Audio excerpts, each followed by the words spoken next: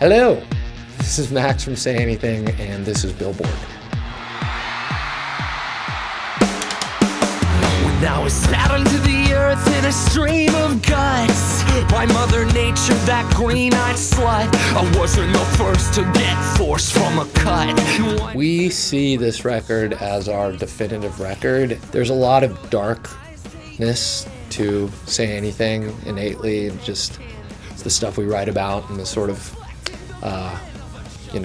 darkly humorous element of the band, but we didn't really start out a depressing band. I'm really moody and hypercritical and neurotic, and I think those things get expressed through this album a lot, but I'm not really like this type of everything sucks type of a guy, and so I think that as a songwriter, I got to fully express myself in this record, and that's why it's self-titled as well, because the sound, the sonics, and the subject matter are more akin to things that I really have to say about the world, as opposed to just a really dark period that I was going through. I hate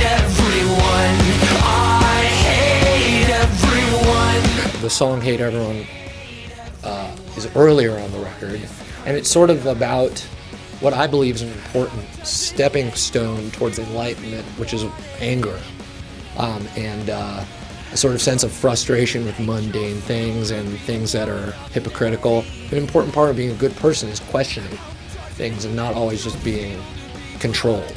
As much as it's just called Hate Everyone, it's just about a feeling you have that sometimes feels like you hate everyone, but it's really just a sense of unrest. And the song is kind of cheeky as well, so it's not like we don't realize it's kind of a silly sentiment to hate everyone, you know what I mean? But people really do feel that. Everyone feels that way sometimes. Baby girl, I'm a blur. I spoiled, stunted, sickened her.